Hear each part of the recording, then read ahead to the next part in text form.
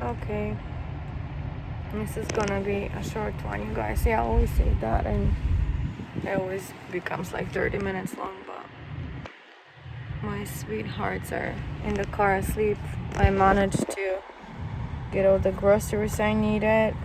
They're more in the back of the car with the stroller, which I always put with me just in case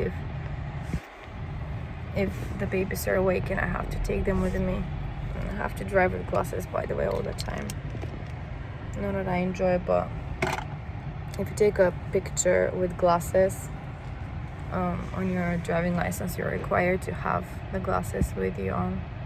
I stopped at a grocery shop that I usually go and get stuff, but today I'm just gonna skip it and just looked in my wallet and I was like, yeah, I can skip that this time.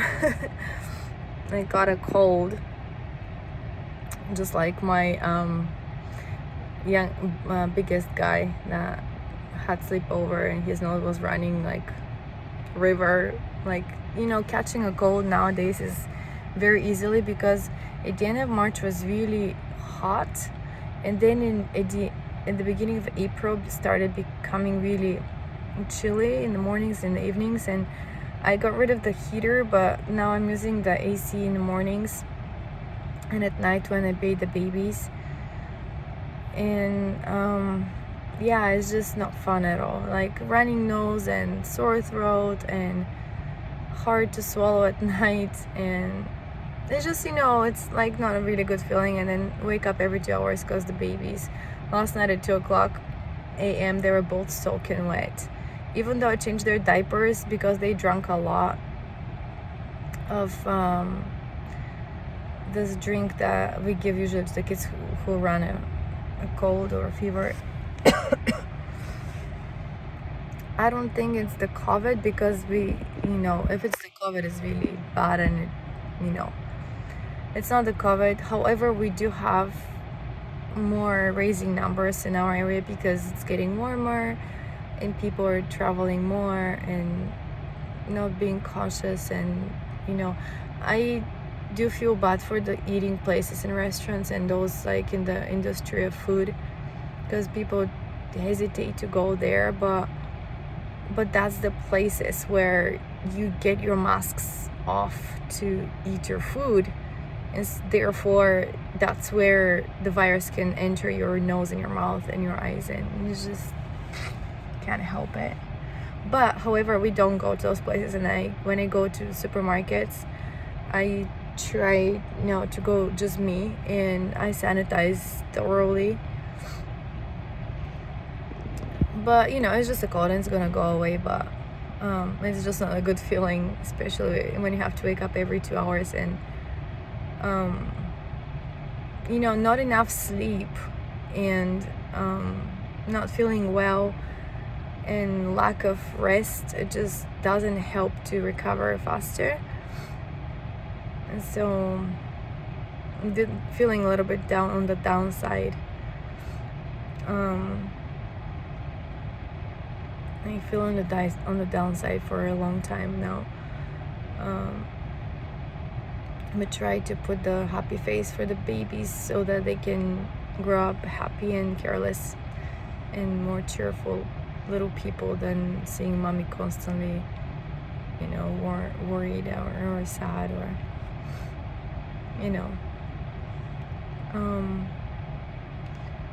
yeah, recently have been wrestling with this thought. It's and from personal observation, with people that I know who are foreigners here in this country of Japan. To be brutally honest with you guys, it's hard. You've got to be. It's not that it's horrible place. It's actually a really nice place, as like how it's set up. Like infrastructure is perfect. Yes, you pay the big bucks when you use the highway, but the thing is the roads are wonderful, and therefore your car doesn't break down quickly, as it doesn't have holes to shake you all the time in your vehicle. They have wonderful parks. That's why taxpayers have so big taxes, and insurance is big, but you pay only 30% of what you go to be checked for when you go to a doctor. So, but insurance is bad. It's really bad. I'm pretty sure one time I compared with the States, and it was higher in the States actually. So it's like standard of life here is really high, so that's why it requires both parents to work, but everybody has pretty much everything they need. Some people live comfortable even without building a house. They just rent a place and don't have their own and just pay rent the rest of their life. Some people build a house. Usually both parents have car, because if you don't have a car, it's hard to, well, here in the countryside or down south of big cities of Tokyo, you don't really need a car. You just use the buses and the trains and the subways and all those railroad crazinesses. But so it's not a bad place to live in, you guys, but and nature is beautiful. However, I would say the soil, because I like gardening, the soil here is nothing like the one back home in Europe, where continental, rich, sticky, brown, dark brown soil. Here, look at this outside. It's very sandy. So I'm always amazed of my plants, how they grow even in the sandy and rocky kind of, I mean, it's an island, it makes sense to me, because I know what I grew up with, and muddy feet, and what the mud feels like when it's wet. And when my kids when we went to visit my dad's place, he lives in the countryside too, and he has a big yard where he grows vegetables and fruits. And so my kids were playing with the mud, and they would make with water, you know, they'll say like balls, they will make balls, or like cookies out of mud, and it just feels good and soft, and just it's just, I don't know. Yeah, so that's that. You know, I'm just looking from agricultural perspective, but you know, otherwise, probably bureaucracy I would complain, but that's in every country. You can't help that, especially, no, you can't help that. In every country it's annoying. You pay like crazy here and there to do documentation and stuff. So other than that, I would say what's brutally hard to face every day is the fact that you're a foreigner, therefore you're not accepted. You know, like, trust me, even if you know Japanese perfectly, you would probably have a circle of friends or community where you have been established for, say, 5 to 10 years. They will probably be okay with you because they know you, and everybody looks you through magnifying glass, everything you say, everything you do. So with that, I would say that even as a teacher, like when I was an elementary school teacher, you had to be very careful how I carry myself, and in the trainings of my company was not really, they were not teaching us really how to teach, but how to handle certain situations and people, and you know what I mean, so that because you're already sticking out as a foreigner, you live your life as a teacher to a level where you are not being the topic on the street, you know, the topic at the workplace all the time, kind of thing, so you don't stick out. And so I probably would be okay living here for a few years if I were a single person, say, you know, young and single, just like all those teachers who come to experience Japan. I'd probably be okay by myself. But being married to one of them and raising children here is a bit of an uphill for me. Not a bit. No matter how much help you receive from them, like in-laws and other people who are friends or call themselves, or you feel like friends because they come a few times every once in a blue moon to sit on your table or come to visit your house for a few minutes, and like I would call those friends. But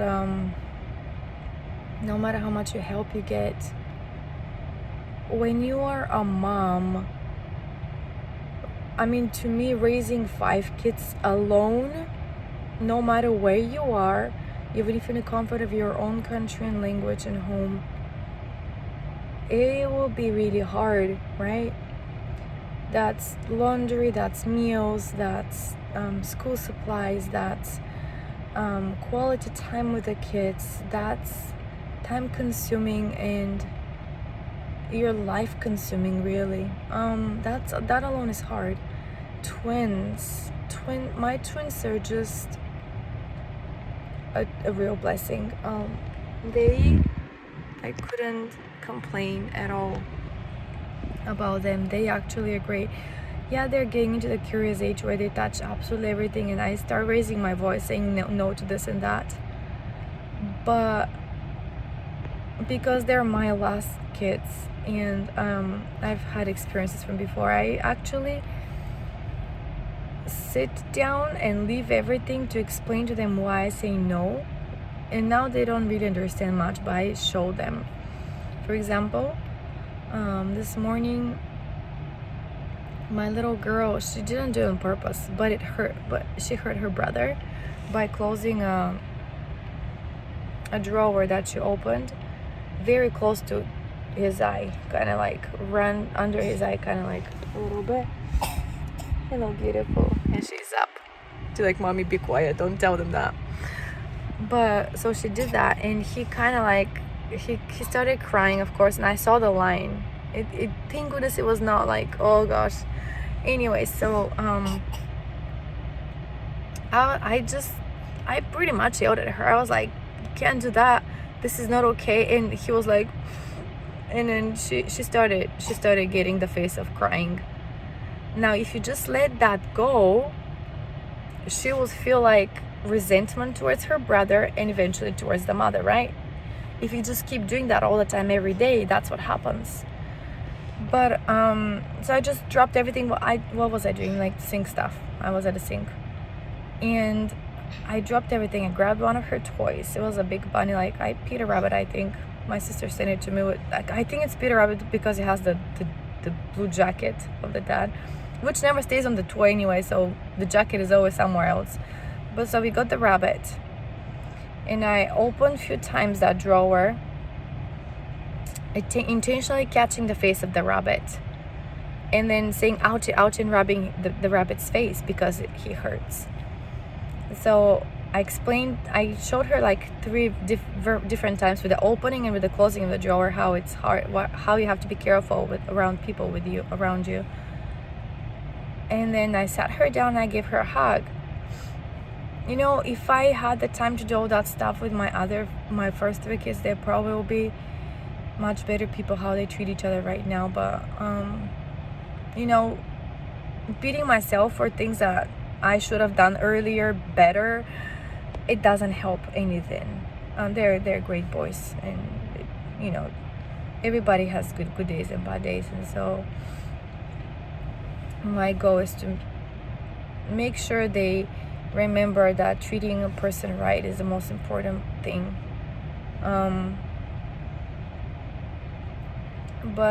So I think she got it. She kind of got it, and then I hugged them both, and everything was fine. But I will take from now on more time explaining to them why mommy says no to things and why it's dangerous when I say something is dangerous. so that they know, so that they don't think I'm like some kind of psychopath saying all over the house no to this, no to that. And when they spill their waters, which they do that a lot, I would just clean it and explain to them that, or just give them the another towel and we clean together. They don't mind helping me. When I give them the wet tissue, they wipe the floor with me where they were eating underneath. It's really cute. But anyway, so my point is, raising children alone, as a fact that you raise children, is already hard. Raising them in a place where you don't feel comfortable constantly is another thing, another level of layer of stress. And like going to doctors where you don't understand where they're saying, if I were to go to the doctor and I could talk to the doctor, I would, like one time I took my youngest of the 3 old boys to the doctor. He was developing a cold, and it was before the weekend, so I just took him on a Friday, I think. And his temperature was rising, and I know the weekend is ahead and it would be hard to, and I think I was pregnant already with the twins. Basically the pediatrician looked at him, checked his vitals and stuff, and she just pretty much looked at me as to, why did you bring him, kinda. Well, if I could explain to her in a language that we both understand, I would tell her that kid tends to burn really high. Like once he gets a cold, his temperature rises up to 40 easily like this, and that's very dangerous. Like he lost consciousness when he was almost 1 year old with the flu. So that gives me this fear and stress. Like all of them have different ways of their body works differently when they catch a germ, or a cold, or the flu, or like one of them would have really bad coughs all the time. The other one is my puker. And then this guy, he just burns like fire. And so,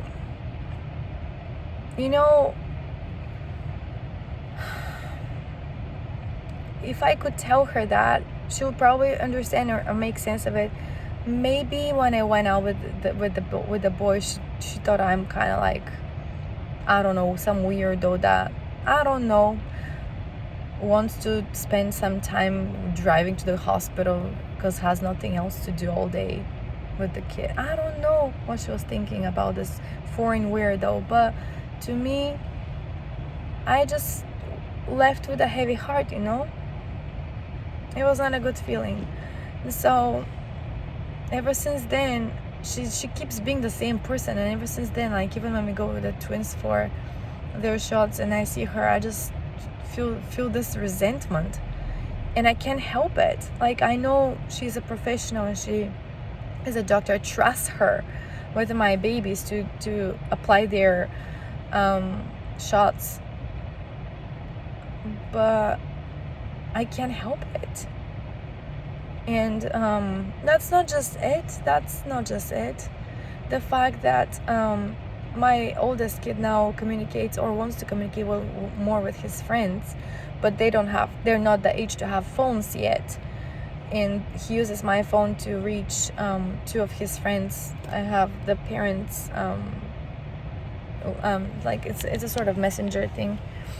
So I have them, so he reaches them, but like I personally don't know the moms so well, or I don't I'm not friends with them, and our kids play together, but like I don't know them, and I don't know their family situation. I don't know their daily struggles, problems that I could help them with, or they could help me with.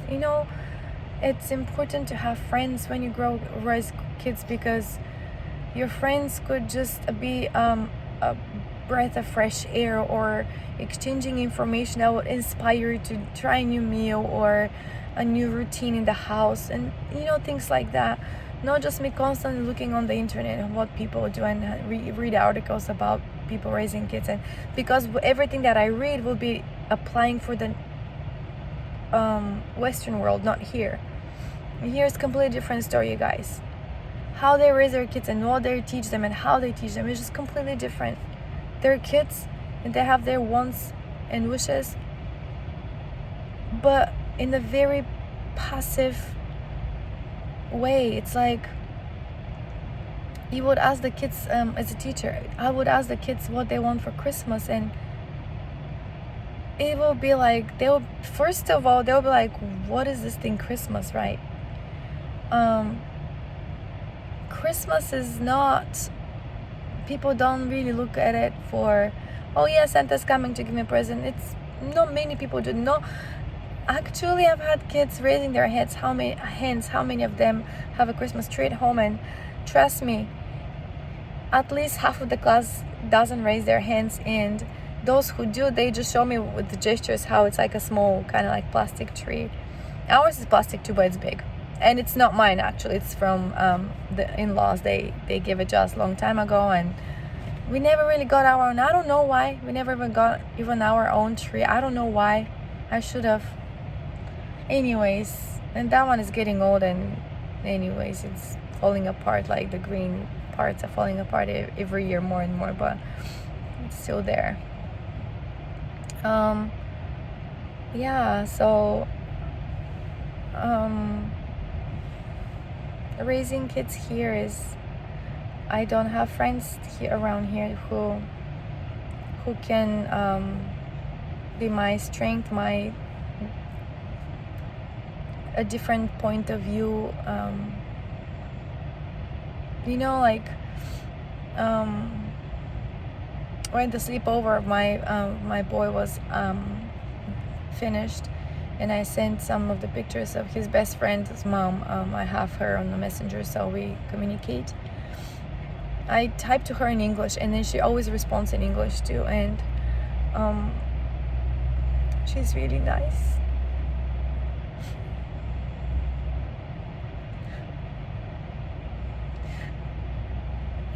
She said thank you for the pictures, and I was explaining to her that for breakfast we made them poke, which is a Hawaiian meal, and it's pretty much raw tuna and soy sauce and sesame oil and green onions mixed together over rice. It's really yummy, and it's safe for all the kids, because his best friend, the mom I'm typing to, he cannot eat anything with eggs and milk. So I was a bit stressed about that, and what do we feed them, and I got lots of veggies and fruits so he could eat too. And so she was asking what is that, and she said, oh, so in Hawaii they eat raw fish, and I was like, yeah, they do. In Europe not much, but in Hawaii they eat raw fish. And there are lots of Japanese people who live there. They don't know Japanese anymore, but their last names are still Japanese, and there are lots of descendants of Japanese people who went there to work in the sugar plantations or whatever. And so she was like, oh, I didn't know that, and thank you for making my view a more broad kind of like feeling. And I said, thank you for typing to me in English. It means a lot to me. She said, I can type in English, I can text in English, but I cannot speak English. And I said, that's fine.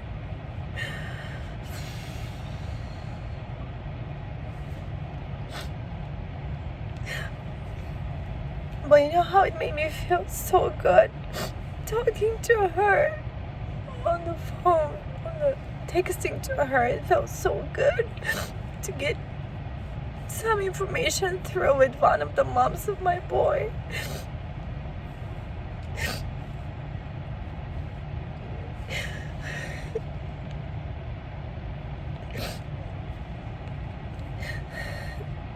So if you guys are thinking to create a family with one of the Japanese people in Japan, I'm telling you, you'll have a hard time. My sister shared with me how on her street, I don't know, in the neighborhood, there is an American lady who married a Japanese too, and they have 2 kids, I think. I don't know. I don't remember. I don't know details, but my sister was talking to her, and she shared with me that what the American lady was saying to her is just pretty much, she sounded just like me and my sister when she has bad days. And my sister tries to be more positive and cheerful about being here, but when you see your kids talking to other kids and how they kind of not avoid them, but they grew up with others and not with her kids. It's big city, and just you can't really sit down and be friends with one of the Japanese moms because they will always feel stressed about the fact they cannot communicate with you well, and they're shy. And I understand, but to be completely honest with you, every time when I had a chance back home to meet somebody from somewhere else, I would reach out and try to make that person feel comfortable. Like, even growing up as kids, I remember my sister and I playing in the schoolyard of our school, which was across the street of my grandma's house, and that's where we pretty much were raised. And I remember we were playing with the neighbor kids, and this boy comes from, which country was that? Somewhere Middle East, I just don't remember. Lebanon. He was from Lebanon, and he was saying that he's just visiting for the summer. I don't know details. Maybe his mom was Bulgarian, I'm not sure, but he said his dad was a doctor, and we instantly started playing with him, and we talked to him, and we made him feel like one of us. He was a bit darker and much taller than us, probably the same age, but I don't remember details. But I felt thrilled that I could see a person from a different country who goes to school in a different place. And yeah, but here is not like that. Everybody is so consumed with their own lives and their own businesses and their own shells that they don't, they do communicate and have some sort of gatherings and barbecues and whatever, and they talk, but then everybody packs up their stuff and they just go, and until the next time when they have a set date, kind of like that. I don't know, back home is so much more different. Like, people have real relationships, and people have real emotions, and it just feels safe. Here feels cold. It feels cold inside. I just hate it. I hate it.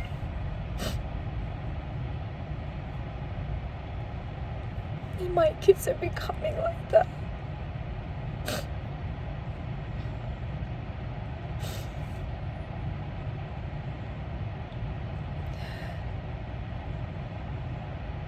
Bear your emotions and suck it up and live your life.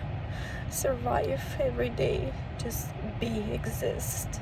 What is this? If that was what life was all about, no thank you.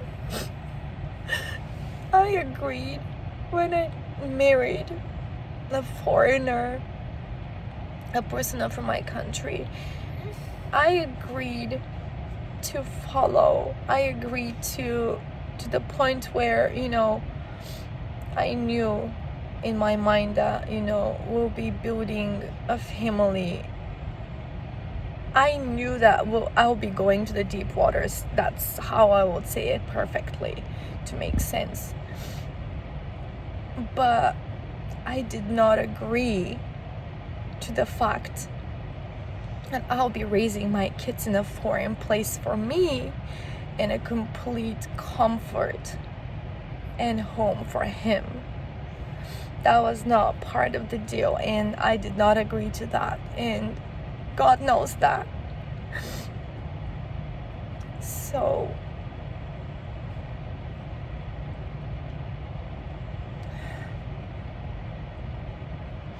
anyways,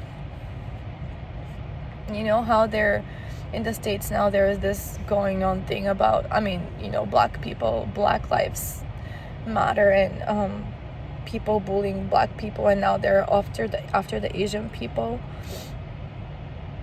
and how Asians stand up and show their wounds. Like there was this guy that sounds like Korean last name, that he was in the military as a U.S. military personnel, and showing his wounds and whatever, how he was been slapped and beaten because he's Asian and whatever. Well, I'll tell you something, you guys. You come to Asia and probably something similar will happen to you. I don't think they're going to beat you up, but they will block you out of their lives as much as they can and just keep. So they will be very curious about you and your lifestyle and everything about you, but they will just build this wall around them, so you can never really know much about them.